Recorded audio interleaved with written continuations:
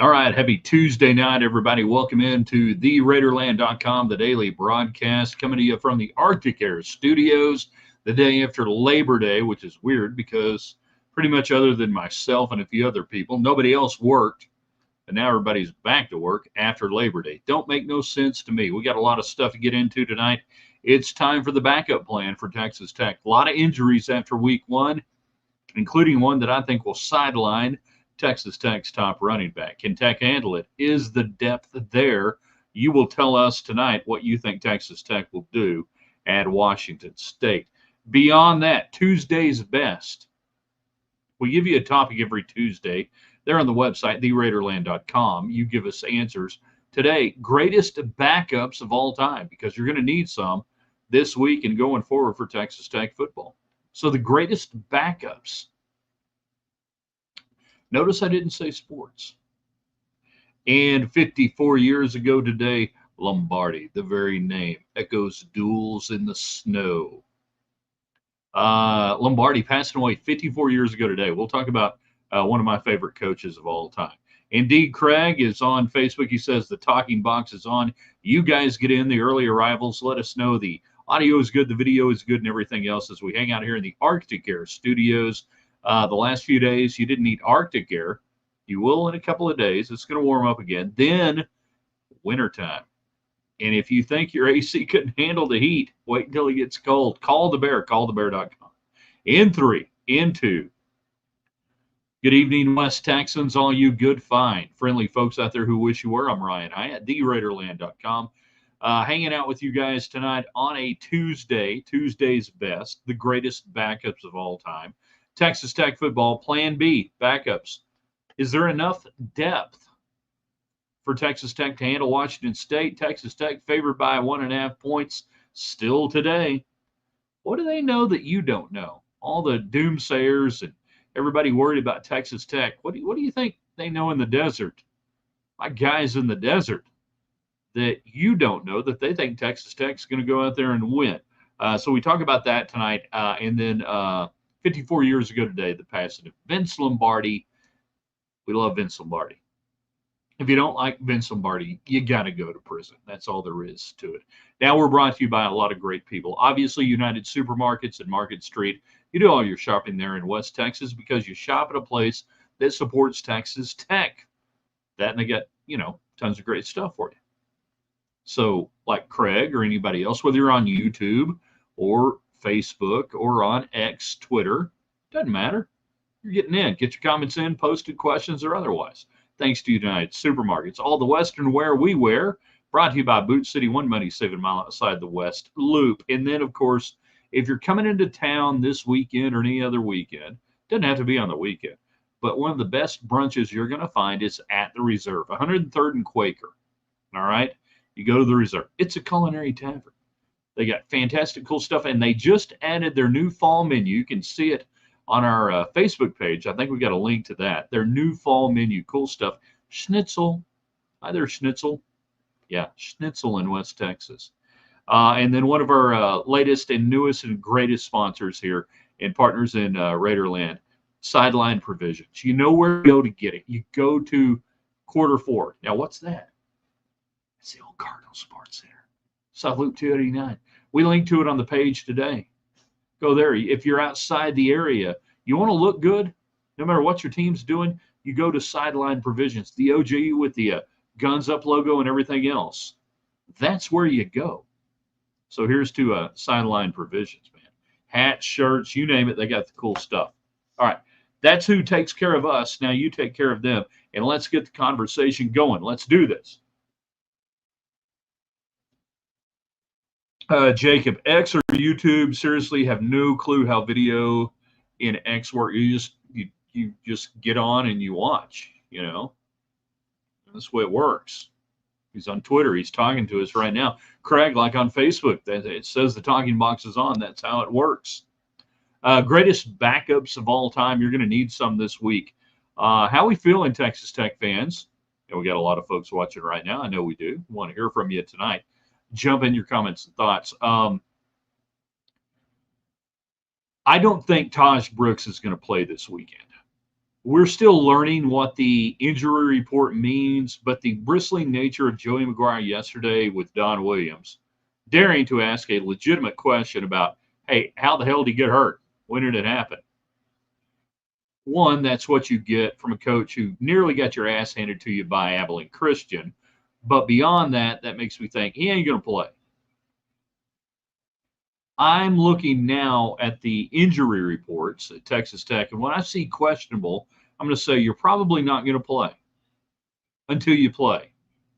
So maybe he plays, maybe he doesn't, which means one of the biggest recruiting ads this past year was Cameron Valdez in being able to keep him in the fold, in being able to keep him there as a running back for Texas Tech football. That you have somebody who knows the system, who's been around a while, and I'm actually, of all the injuries that Texas Tech is dealing with right now, and this sounds crazy because you've got a running back who's an All-America candidate who could end up being your all-time leading rusher at Texas Tech. And that's the least of which I'm worried about. I think Valdez can come in against a Washington State defense, which ain't great. There's a reason you're favored, by the way, Tech fans, by 1.5 points going out there. They're not that good. And you see, here's the deal. The books, they don't give in to recency bias the way fans do. They stay with their power rankings. They stay with what they know to be true. And they look at Texas Tech and they go, okay, yeah, a horrific performance on defense. Offense looked good. Special teams certainly very good with Dre McCray. And they look at that and they look at what they've put together with Washington State and they go, you know what? We still believe that this is the right number to hang. Now they hang a different number. They hang a number for not different reasons, but for certain reasons. And the easy way is to say, we want money on both sides of the deal. But at the same time, they also go, this is a team we think is better than Washington State on the road. And the old saw about, 3 points home field advantage. That's really not true anymore. Definitely not in the NFL. So you need to let go of that. It's anywhere from 5 to nothing. Some places more, some places less. Washington State doesn't have any home field advantage. So we'll circle all the way back. Why am I not worried about if Taj Brooks doesn't play? Because Cameron Valdez has speed. Cameron Valdez, you can do different things with him. And within this offense and what I saw last week, I think he could fit in just fine. Yeah, but man, you needed all 153 yards last week. You had to have a guy who's pounding away. Yeah, I understand that. I get that. I understand that. But I have a lot of faith that if Brooks ain't out there, I don't think he's going to be out there. I hope he is. But until he is, I don't think he's going to be out there. They're going to be fine with Valdez. The issues now become really the other places. You've got 2 outside linebackers out for the year in Spencer and Adedire. That ain't good. Then I look down and I see John Curry out there on the questionable list. That ain't good. All of a sudden, what I think is the strength of this team, which is on the defensive side, the linebacking core, you got problems. Beyond that, you've got 2 defensive backs in Baskerville and Lux that are on there with a shoulder and a thigh. I assume they have 2 shoulders and 2 thighs. One of them must be hurt. Dyson, also another outside linebacker with a foot. Harvey the third. We love that. And then Ledette with a knee. So, do you believe in the depth that Texas Tech has right now? Yes or no?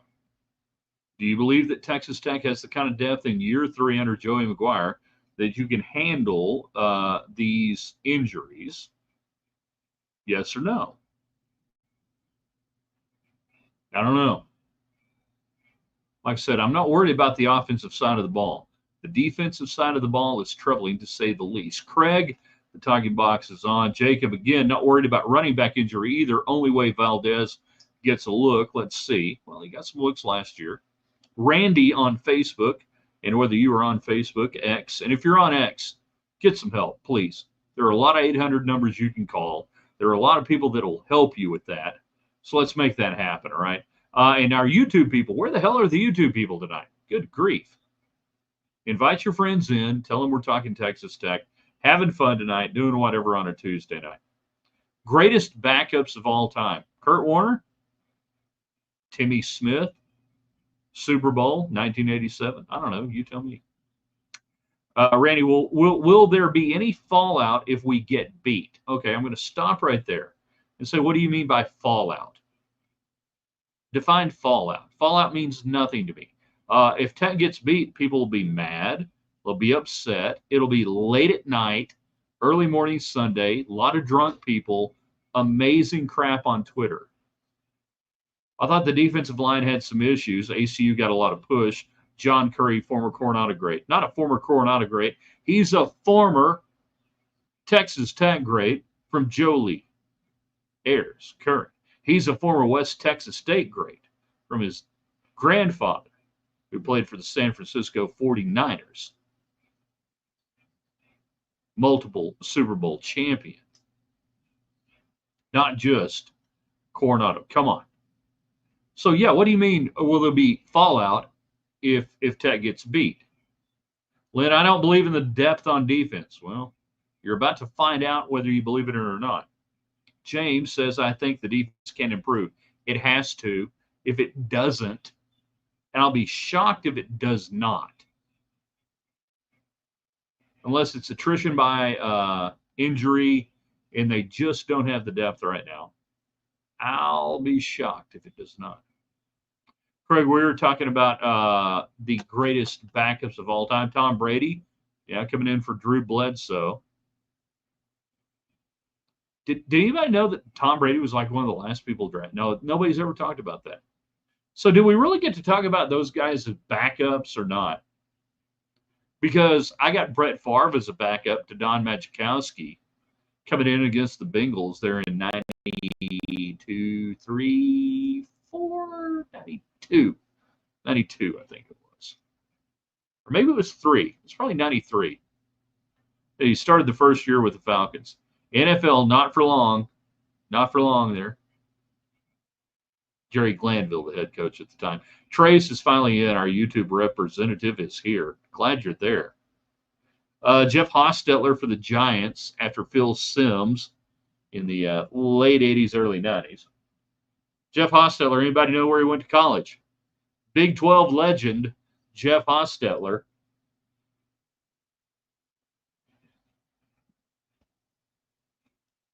So we got a couple of different things going on tonight. Do you believe in the depth? Can Texas Tech handle it? What are you most concerned about depth-wise going out there to Washington State? Hell, do you think you can stay up late enough? This is another reason why I guess we ought to be glad that the Big 12, Pac-12 merger really didn't happen, because we'd be doing this 2 or 3 times a year, and I'd be like, I don't know if I can do this. I guess we will. And then we will speak of Lombardi, one of the greatest coaches of all time. My house ran on what my dad called Lombardi time, where if you were on time, you were late. 15 minutes early was on time, whatever it was. If you were on time, you were late. His track athletes over the years learned that a few times. The bus leaves when the bus leaves. Jason Garrett, laugh out. No, don't laugh out loud. 94 Packers. Garrett rolls out, throws for like 400 yards in the crappy blue uniforms. What more do you want? CJ, they'll come out and play well on defense this week, like second week against Orgeron. Ed Orgeron. Oregon. Yeah, they played okay last year against Oregon.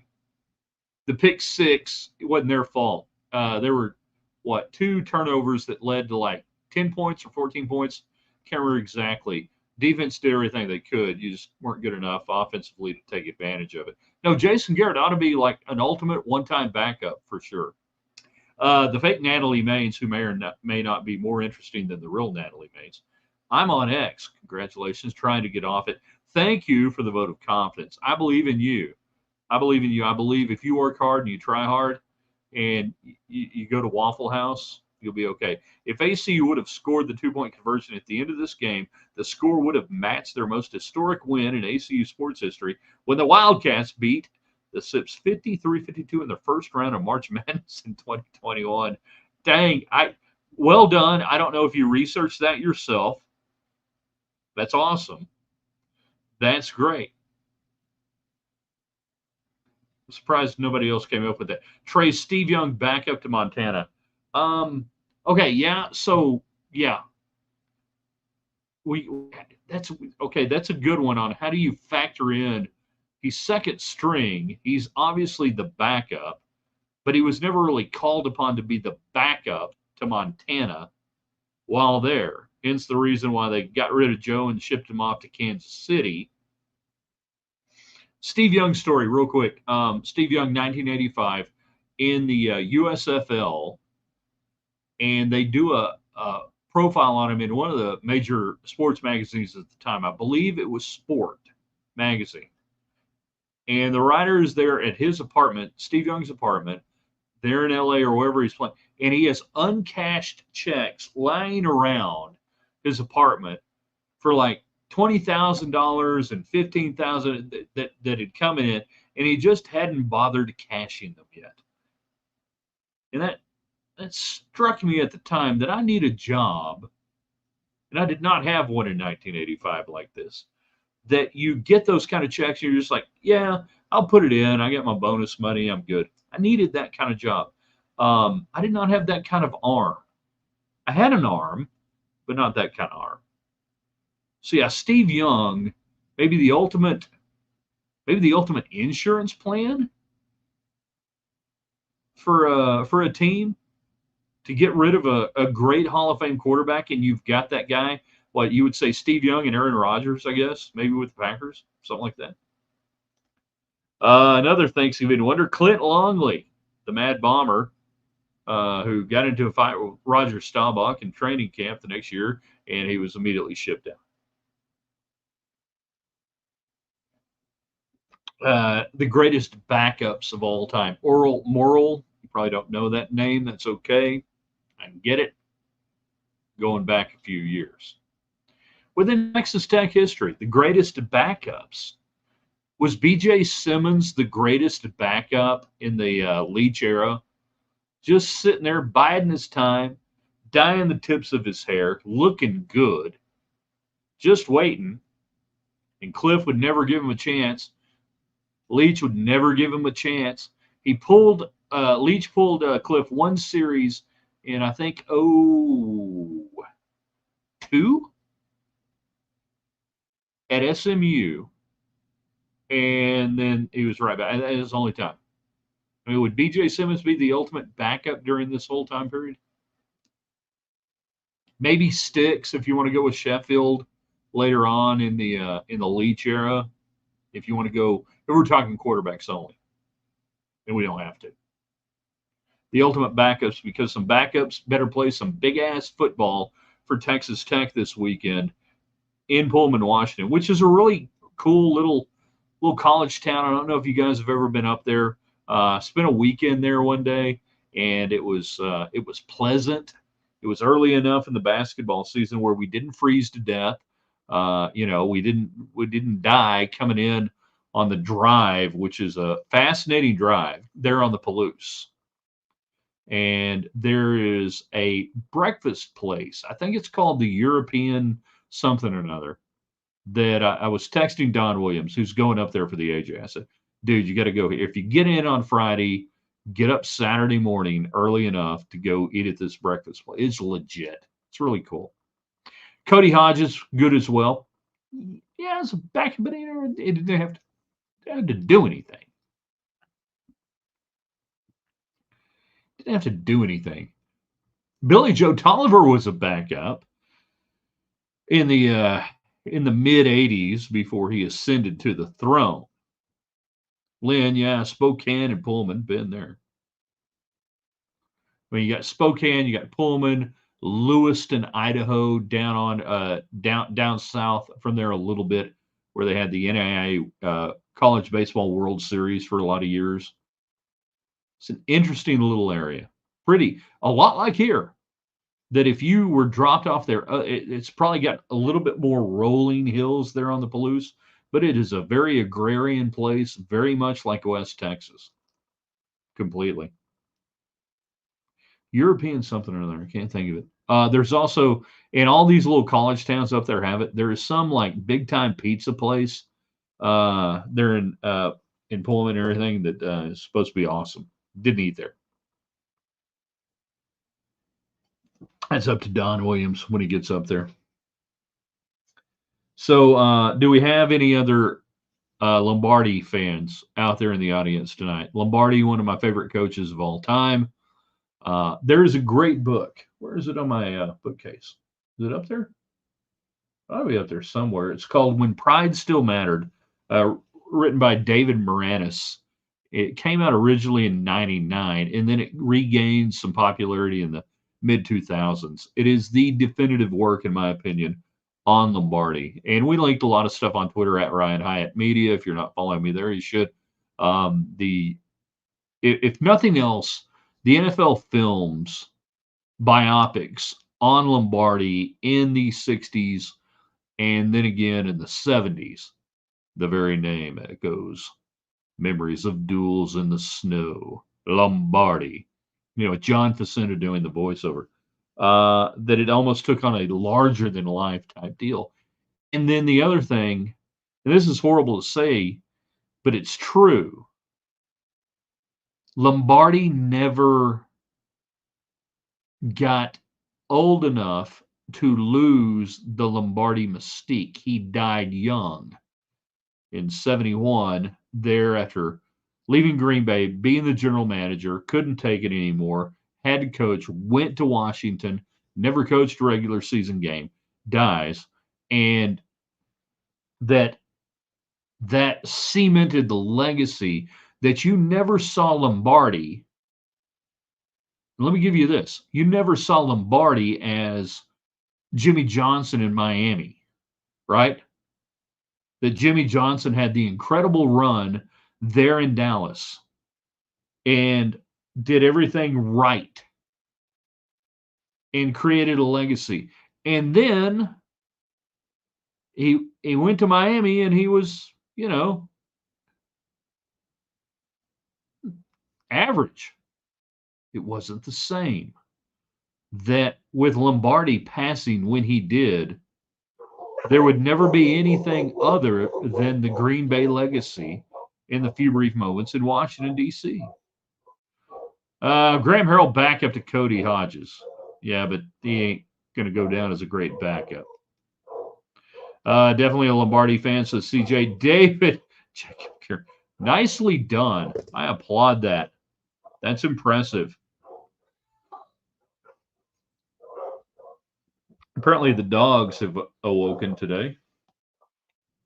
I don't know why, but they have. So greatest backups of all time. Now, I was kind of hoping you guys would give me some non-sports backups. Like would you consider George Costanza the backup to Jerry Seinfeld? Huh?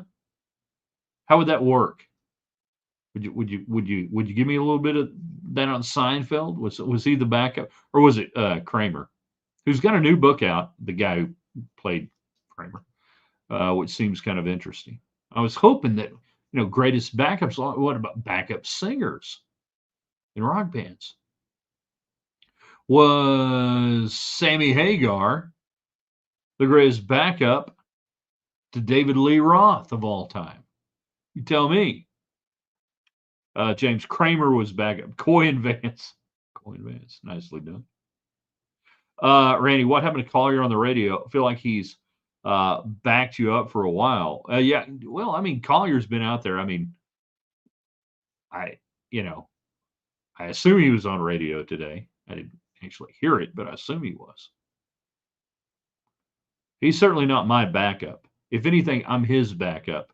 If anything, I'm like, you need somebody to kill time? I can help you out. You want me to kill time? 104 degrees, Omaha? I'm your guy. Totally the other way around.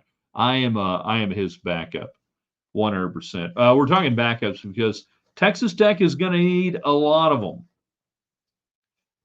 this weekend in a lot of critical places. And I still maintain who is Fink's backup? Finkner? Oh, yeah, Jim G. 100%. Gentleman Jim G. Come on now. That's an easy one. So, how confident are you in the depth of this team right now? And we say, without hesitation, I don't believe that you're going to see Taj Brooks play this weekend. The bristling nature of Joey McGuire, the not evasive, but the way that questions were answered, just makes me think that until I see, and we're learning still what this little injury report thing, which I applauded Texas Tech, and I even emailed Tech officials and said, this is a great thing. I'm glad you're doing it. I don't think that Joey McGuire completely understands the reason you do this. It's not because nobody's ever going to ask a question about the injuries. You do this to be forthright and forthcoming, and then you can discuss an injury and say, yeah, he got a banged up shoulder. He got it hurt in the second quarter, gutted it out. We're going to treat it this week, and off we go. That's all you got to do, Joey. It's not a state secret. Grow up. You're not talking to the booster club there at Cedar Hill. Grow up.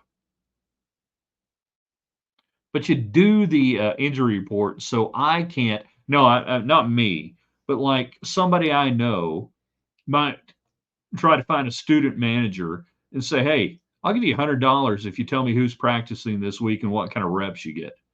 And you find a student manager who does that for $100, and you know what happens after that? You get the information. You know what you do? You take that and you sell that to some very interested parties for a lot more money than that.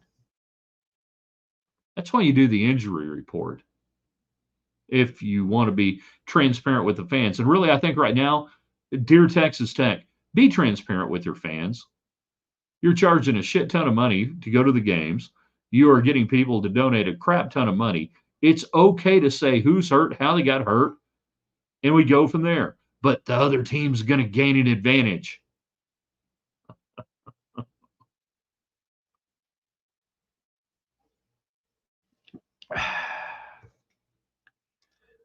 Washington State has every clip of football Texas Tech has played under Joey McGuire, broken down offense, defense, first and 10, second and long, third and short.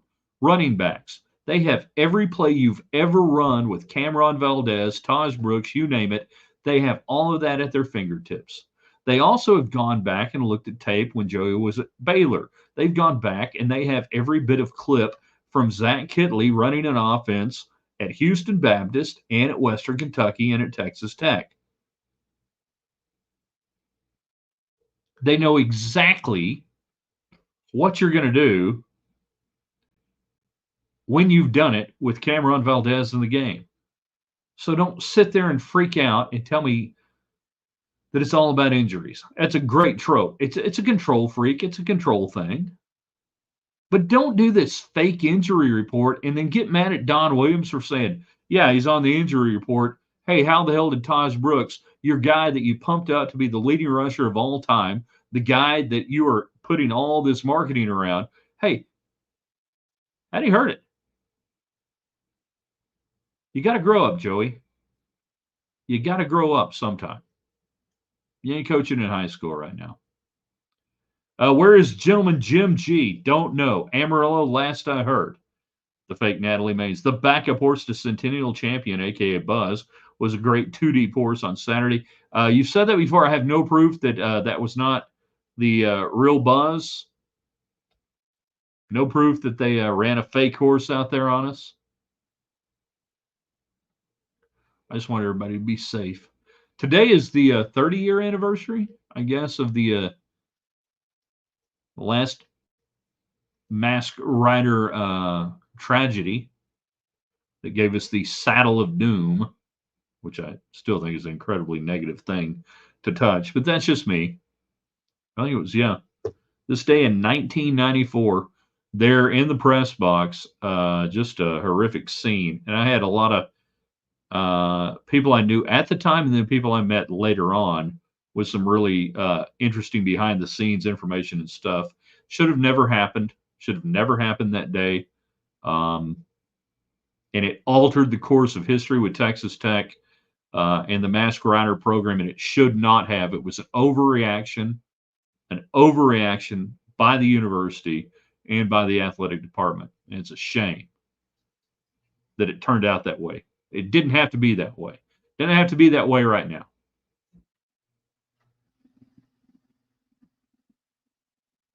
But yeah, it was a pretty bad deal there against New Mexico this day. And good Lord, 30 years. That's a lot of press box time in between that. The only thing I hope that we had that day, and if Don Williams is watching, I know Collier is probably still there. I hope we had Danny's Fins and Hens up there that day. That was one of the best things. Today, the media feed is on the same floor with all the muckety mucks, athletic directors, families, different things. So the food level, the food on the level where the press box is incredible, ungodly. It's great. Ain't going to complain. I try not to eat too much of it because I don't want to be like what Spike Dykes used to call an eater and a rider. But I might delve into a hot dog now and then or something. But back in the day, there ain't nothing better than rolling into that old double wide trailer on stilts, the press box at Tech, and having Danny's Fins and Hens. Whew. Now, if it was an early kickoff, like 11 or 12, and the sun was shining in on that west side, and it was really, really hot, and you'd been at room 214 at the Lubbock Inn the night before, and there's not a media member watching right now who knows what I'm talking about. But if you had spent a little too much time at room 214 at Lubbock Inn, thank you, Joe Hornaday. Thank you, Kelly Robinson. Somebody can go online tonight and ask, I don't think Joe's on Twitter, but somebody can ask Kelly Robinson tonight on Twitter. So tell us about room 214 at the Lubbock Inn, Friday nights before home games. Sometimes you had to lay off the tartar sauce if you'd been on the sauce. Those early starts were a little rough, even for the out-of-town media. All right, last chance, get in. We're in green, white checker. Do you believe in the depth this weekend? Do you? Are you a fan of Lombardi? Are you surprised Tech's favored? Last questions, last comments. Otherwise, I want everybody who is watching this to share it on Twitter, Facebook, X, and everything else. YouTube for sure. Love our YouTube people. Want more of them every single day. We'll be back in the morning. It's going to be rated right, overrated, and underrated on a Wednesday. We'll give you a topic, and you guys can rate them.